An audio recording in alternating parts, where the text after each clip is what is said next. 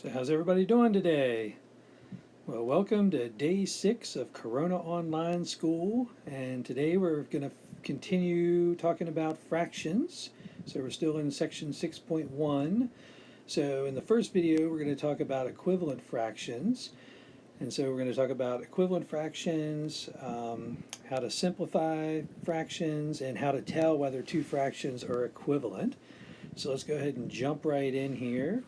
So as you can tell, an equivalent fraction is just where every fraction is equal to infinitely many other fractions. So the way you want to think about it is, if I took 1/2, for example, and I multiplied the top and the bottom both by 2, then that would give me 2/4, which is just another way to think about 1/2. And then if I multiplied 1/2 by 3, I could get like 3/6. If I multiplied by 4, I would get like 4/8. If I multiplied by 5, I'd get 5/10. And I could just keep going and going and going forever and ever and ever. Each fraction technically looks different, but in the end, they're all the same thing as just 1/2, just written a different way.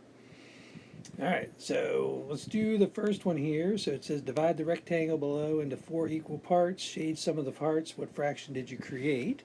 So in this case, since I want to make 4 equal parts, that means I need 3 lines. So I'm going to draw 1, 2, 3. So again, hopefully they're pretty close.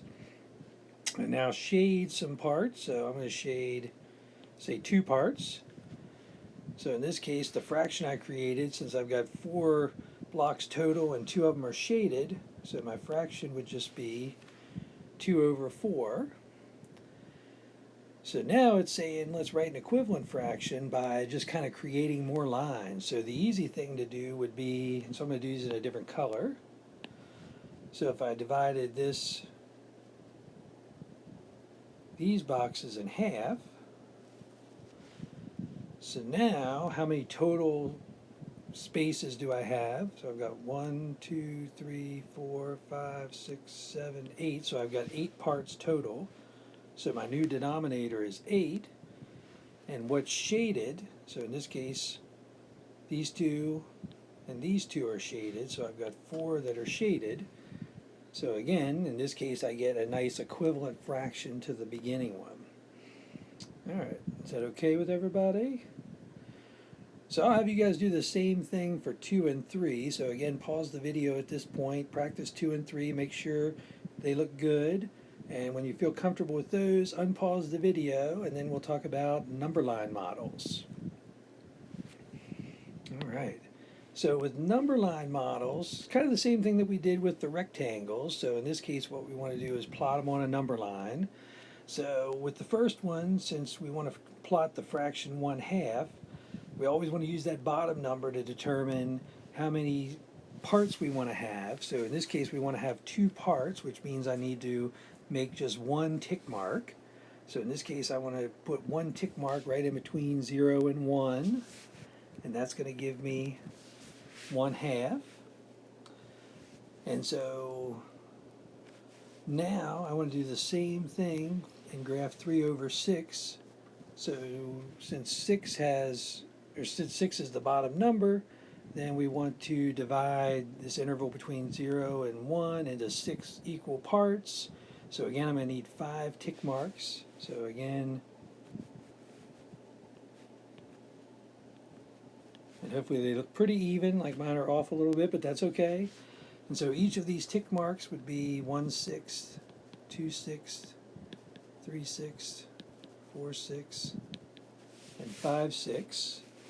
So in this case, our graph for 3/6 is just there.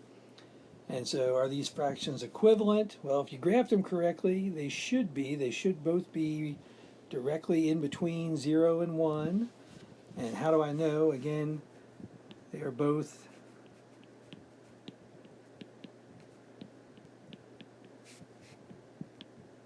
halfway between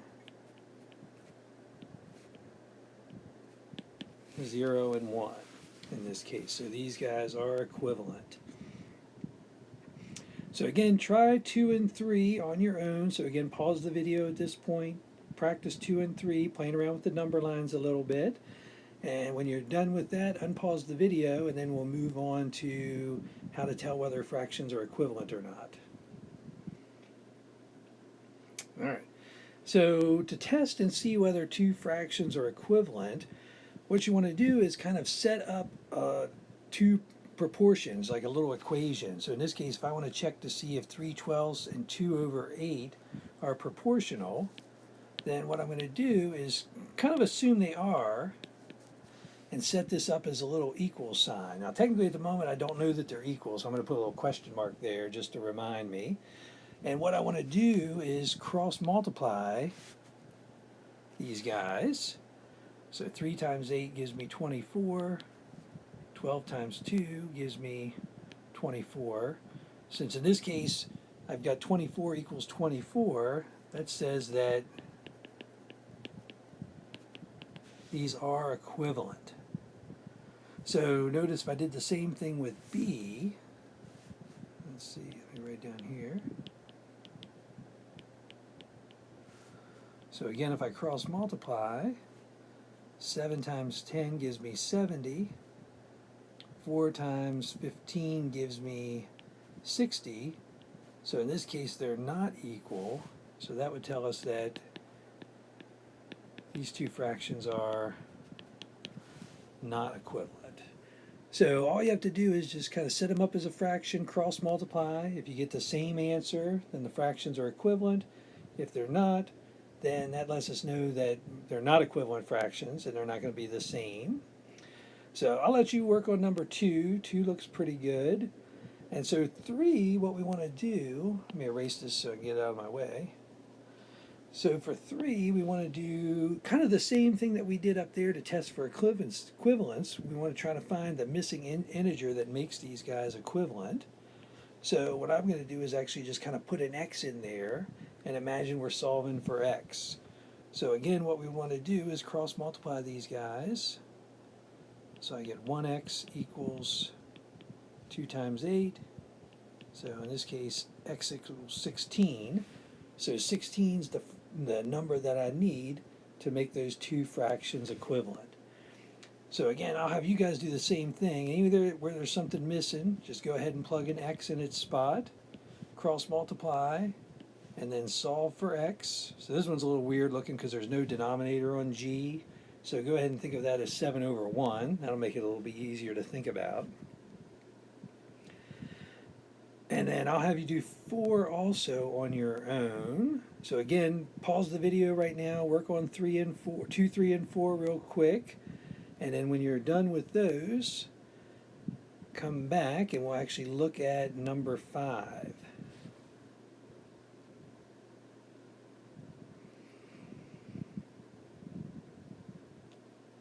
All right, so number 5, it's saying show that 2/3 and 8/12 are equivalent fractions. So again, easiest thing to do is set this up as a little cross multiplication. So 2 times 12 gives us 24. 3 times 8 gives us 24. So yes, we know that they're equivalent. So which one is in simplest form? So when they're talking about simplest form, another way to think about it is it's reduced form. So you've kind of taken out all the common things that are in the top and the bottom. So in this case, 2/3 has no common factors in the top or the bottom. So that's going to be our simplest form. So this is what we were just talking about. So 2 other ways to say simplest form. So you could say reduced form is another thing that you'll have.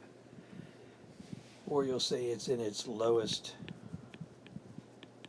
terms. So those are kind of the 2 other ways. So simplest form and reduced form or in lowest terms. So you've gotten rid of all the greatest common divisors and things like that. So I'll let you do C and D in this case. So that way think about, what would 2 more equivalent fractions look like, and then explain how you can make infinitely more equivalent fractions. I kind of gave that away at the very beginning, but feel free to finish those 2 off. And now let me finish 6 real quick, just so that way we can be done with the first video. So in this case, it's asking us to simplify completely. So what we're doing is we're trying to actually turn these fractions into simplest form, reduced form, or lowest terms is the way you want to think about it. So the way I usually do this is I kind of multiply the top out, or not multiply, like, or unmultiply the factor the top, factor the bottom, and then kind of cancel anything that they have in common. So in this case, 9 I can think of as 3 times 3, and 27 I can think of as 3 times 3 times 3 in this case. So anytime I've got a matching number on the top and the bottom, I'm allowed to cancel those out. So in this case, I can take this 3 and get rid of that 3. I can take the other 3 and get rid of that 3. So on the bottom, all I'm left with is a 3. Now on the top, be careful because I don't have 0 left over. Sometimes that's what people will think. But when you're dividing and everything disappears, we're still left over with a 1 on top, not a 0. So in this case, 9 over 27 in its simplest form or reduced form would be the same thing as 1 over 3. So go ahead again, that's kind of the end of the video, end of part 1. So finish off 6 and again do the same thing, just kind of cancel everything down. If you have any questions, feel free to ask. And otherwise, get ready for the second part of the video.